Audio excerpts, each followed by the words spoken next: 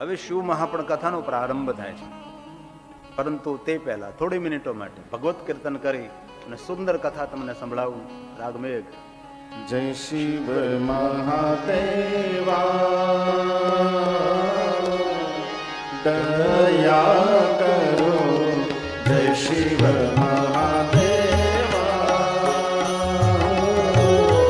દયા કરો, જય શિવ મહાદેવા દયા કરો, જય શિવ મહાદેવા દયા કરો, જય શિવ મહાદેવા દયા કરો.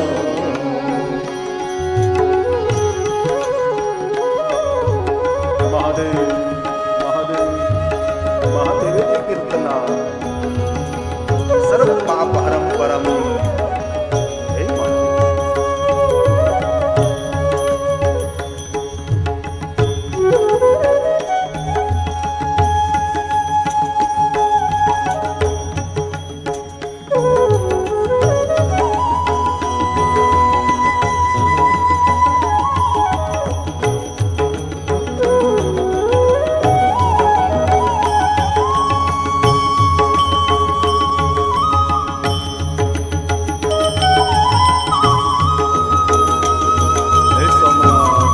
હે નાગનાથ, હે ભાવનાથ, ભીમનાથ, ભૂતનાથ, હે કાળનાથ, મહાદેવ મહાદેવ.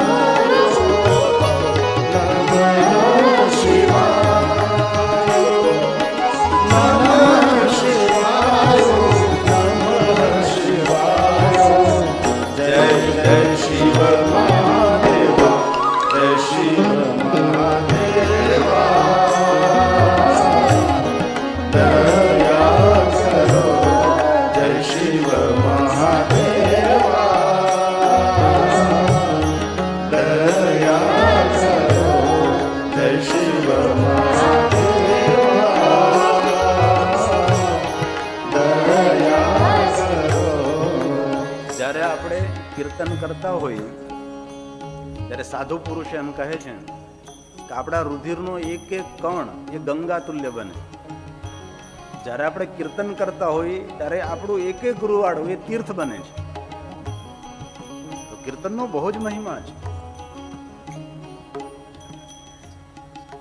કથા સાંભળીએ તો આપણું મન આમ તેમ ડામાડોળ હોય. ભગવાનની પૂજા કરતા ત્યારે પણ આપણું મન આમ તેમ જતું હોય.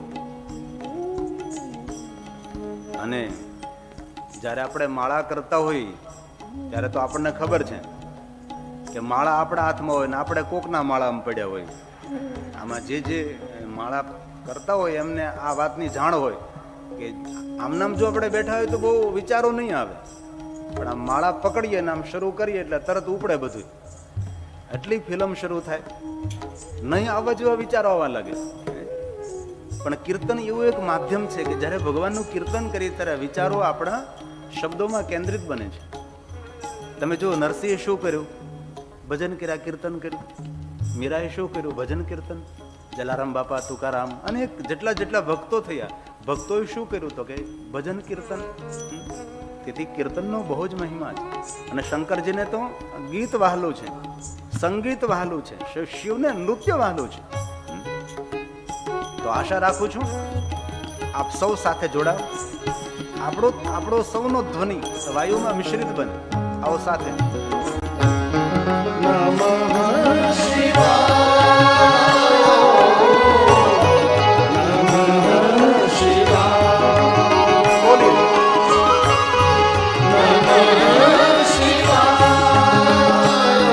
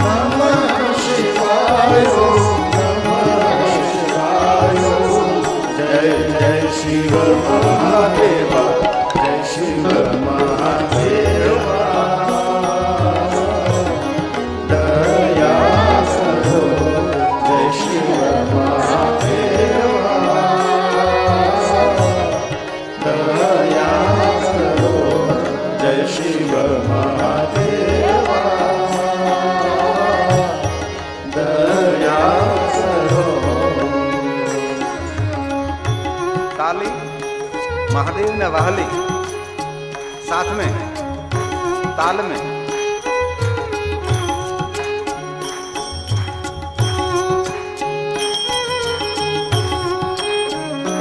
महादेव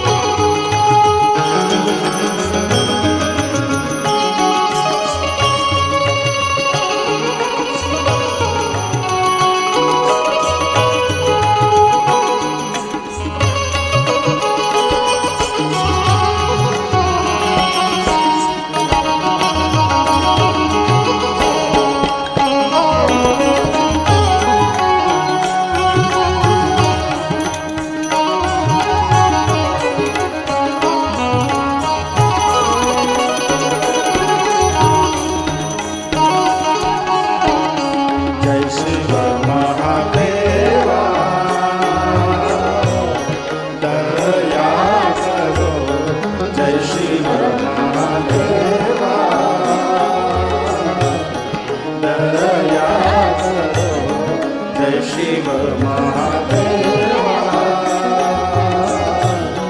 દયા કરો જય શિવ મહાદેવા દયા કરો નમઃ શિવાય નમઃ શિવાય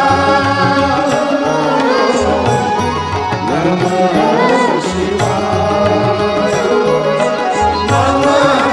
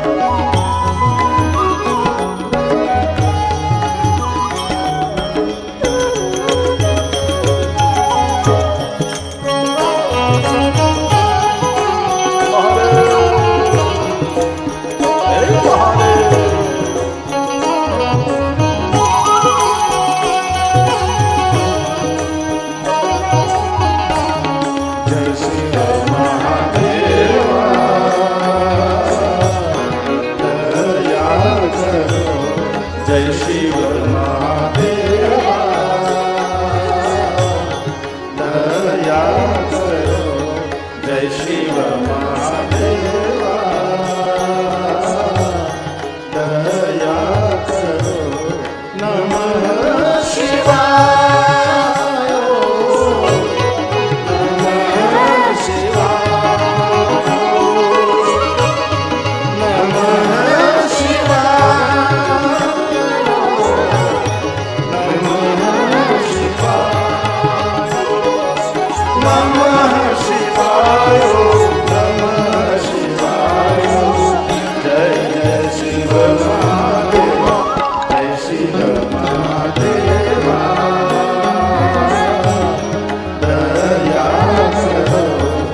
શિવ મહાદેવા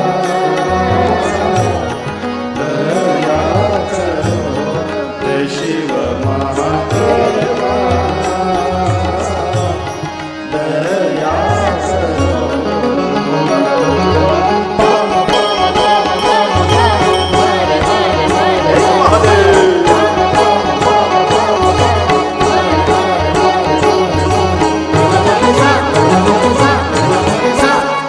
જય શિવ મહાદેવા દયા કરો જય શિવ મહાદેવા દયા કરો જય શિવ મહાદેવા દયા કરો જય શિવ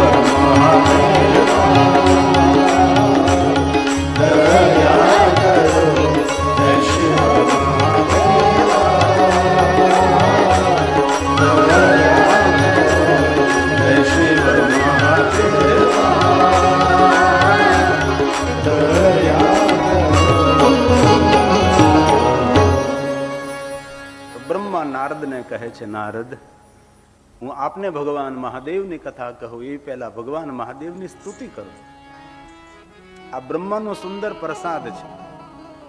બ્રહ્માની દ્રષ્ટિએ ભગવાન મહાદેવ, આ શબ્દ બ્રહ્માના મુખમાંથી પ્રગટ થયા છે. કર્ણ રસાયણ છે. સદાસ્યવ્યા સદાસ્યવ્યા સદાસ્યવ્યા વિશેષતઃ એત શિવપુરાણસ્ય કથા પરમ પાવન. માનવ માત્રને પવિત્રતાનું દાન કરનારી આ ભગવાનની કથા છે. સ્વયં બ્રહ્મા બોલે છે, હે નારદ, નમો અનંત રૂપાય. બ્રહ્મા એમ કહે કે હે નારદ, ભગવાન મહાદેવના અનંત રૂપ છે, સંખ્યા ન વિદ્યતે. આ દુનિયામાં ભગવાન મહાદેવના રૂપની ગણતરી કોઈ કરી શક્યું નથી ને કરી શકવાનું પણ નથી. સંભવે નહીં સર્વથા. પરંતુ ભગવાન મહાદેવનું એક સ્વરૂપ મને બહુ વહાલું છે. બ્રહ્માને મહાદેવનું કયું રૂપ વહાલું છે એ બ્રહ્મા બોલે છે. નીલકંઠ નમો સ્તુતે. નીલકંઠ રૂપને પ્રણામ કરું છું. ભગવાન મહાદેવના તો અસંખ્ય રૂપ અને સ્વરૂપો છે. બ્રહ્માની પસંદગી ઉતરી છે નીલકંઠ રૂપમાં. આપણે સૌ જાણીએ છીએ ને કે સમુદ્ર મંથન કરતે સમય જ્યારે કાળકોટ નામનો ઝેર નીકળ્યો, ભગવાન શંકરજીએ કંઠમાં રાખ્યું છે. તેથી મહાદેવનું નામ નીલકંઠ થયું છે. અમૃત પીવે એ કોઈને વહાલા ન લાગે, પણ ઝેર પીવે એ બ્રહ્માને વહાલો લાગે છે. આ દુનિયામાં જેનામાં સહન શક્તિ હોય ને એ જ શ્રેષ્ઠ બની શકે છે. શંકર જેવા શ્રેષ્ઠ કોણ? બીજાના દુઃખ પોતે ઉપાડે છે. દુઃખ હારનારો, ભય હારનારો એ ભગવાન શંકર છે. લક્ષ્મી, શંખ, રત્નો, ઐરાવત, ધન્વંતરી, મહાદેવને કોઈ યાદ ન કર્યા, પણ જ્યારે ઝહેર પ્રગટ થાય ત્યારે શંકરને યાદ આવે છે. દુઃખ હરનારો છે. બાબા બ્રહ્મા બોલે છે, મહાદેવ નીલકંઠ રૂપ મને બહુ વાલો છે. આમ તો તમારા મૂળ રૂપને આ દુનિયામાં કોઈ નથી જાણતો, અવિજ્ઞાત છે. બ્રહ્મા બોલ્યા છે, અવિજ્ઞાત સ્વરૂપાય કેવલ્ય મૃતાય ચ કેવલ્ય મૃતાય ચ. કેવલ અમૃત સ્વરૂપ મહાદેવ, આ અવિજ્ઞાત મૂળ રૂપને કોઈ નથી જાણતું ભગવાન.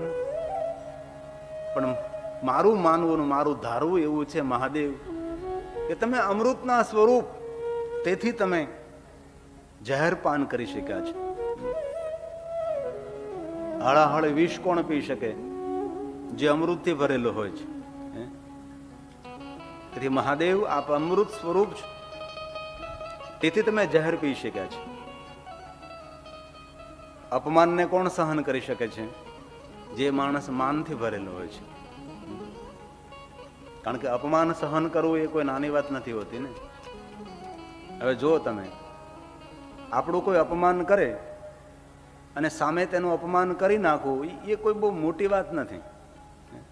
અને સામેનો માણસ આપણો એકવાર નહીં વારંવાર અનાદરને અપમાન કરે તો પણ મુખની પ્રસન્નતા રહે અને કોઈ પ્રતિસાદ નહીં, કોઈ પ્રતિક્રિયા નહીં, એ શ્રેષ્ઠતા, એ મહાનતા છે. બાકી તો આપણા માટે કોઈ ખરાબ બોલે ને આપણે એના માટે ખરાબ બોલી નાખીએ તો એનામાં ને આપણામાં કોઈ ફરક ખરો ભાઈ? કોઈ ડિફરન્સ નહીં, હે ને?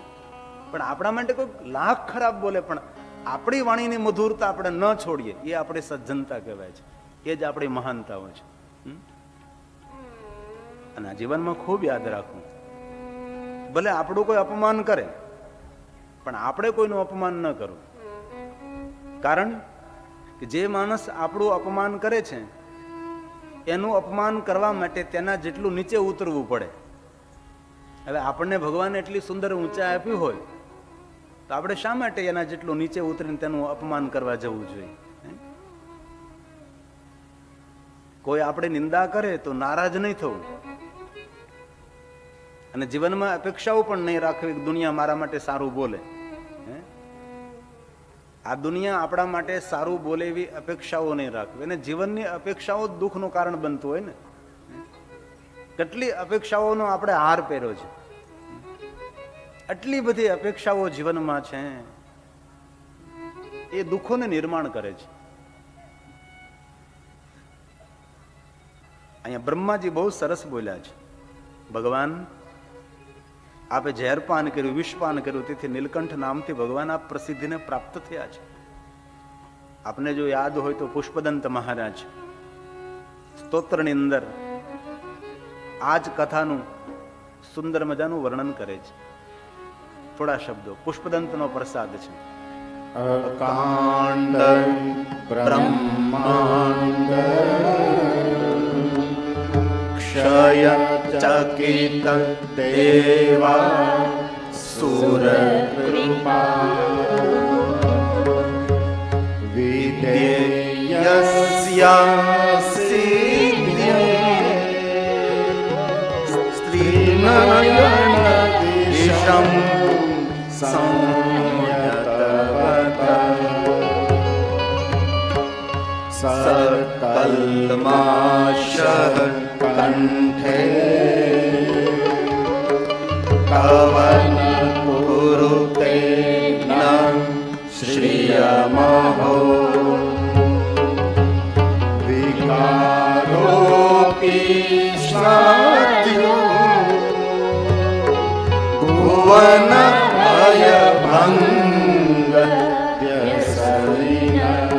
ભગવાન મહાદેવનું મોટું વ્યસન, દેવો ઉપર ભક્તો ઉપર ભય ઉભો થાય, એ ભયને દૂર કરો. દેવ અભય વરદાન. અયોધ્યાદાસ શિવ ચાલીસામાં પ્રગટે ઉદથી, સાગરમાં જ્યારે અગ્નિ જ્વાળાઓ પ્રગટ થઈ, જરે સુરાસુર, ત્રિલોકમાં દાહ લાગવા લાગ્યો. આ વાત કોને કરી છે? અયોધ્યાદાસ શિવ ચાલીસામાં. પ્રગટે ઉધિ મંથન મેં જરત સુરાસુર ભયે વિહાલા. પ્રગટે ઉધિ મંથન મેં જ્વાલા જરત સુરાસુર ભયે દયાત કરી સહાય નીલકંઠ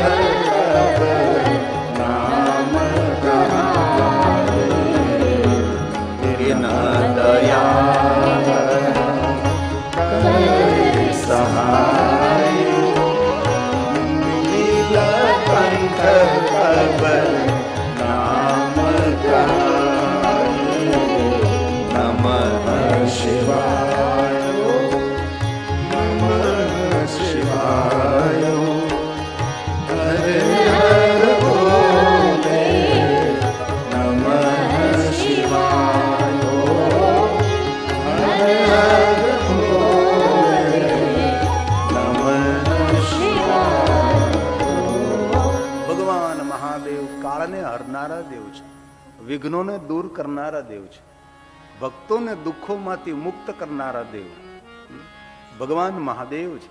કોઈ કહે મારે કાળના મુખમાંથી રક્ષા કરવી છે તો કોનું ભજન કરું? તો તેને કહેવું પડે તો મહાકાલનું ભજન કર. કોઈ કહે મને મૃત્યુ પર વિજય મેળવવો છે તો મારે શું કરવું પડે? તો કે મૃત્યુંજય મહાદેવનું આરાધન કર. કાલને હરનારા, વિષપાન કરનારા ભગવાન મહાદેવ છે, ભગવાન શંકરજી છે. મહાદેવની એક વંદના છે જે બહુ ઓછી લોકપ્રિય બની છે. મહાદેવના ભક્તોને આ વંદના કંઠસ્થ હોય, મુખપાઠ હોય છે. આજે સોમવાર પણ છે ને, શંકર ભગવાનને પગે લાગીએ, આપણે શંકર ભગવાનને પ્રણામ કરીએ. આજે ખૂબ આનંદ થયો. અમારા રાજુભાઈ, ભારતીબેન, જાગોબેન, નિલેશભાઈ એમને આજે ભગવાન મહાદેવને બિલોપત્ર અર્પણ કરાય. બધા જ બિલોપત્ર 5 પાંખડી વાળા છે.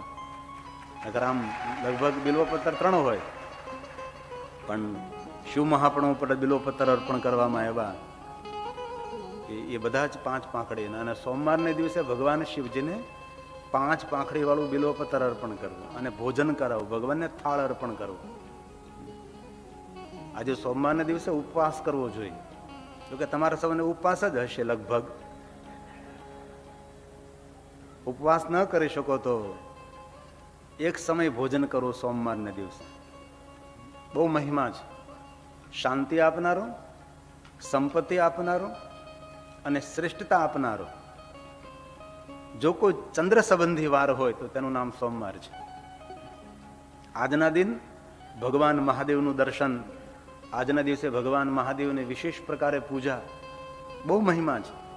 આ મહાદેવની વંદના છે. આવો સાથે ભેગા મળે, શંકર ભગવાનને વંદન કરીએ. મહાદેવને વંદન કરવાથી જીવનની વેદનાઓમાંથી મુક્તિ મળે છે. દુઃખ હરનારો, વેદના હરનારો છે એ શંકર ભગવાન મહાદેવ છે. વંદે કાલ હરમ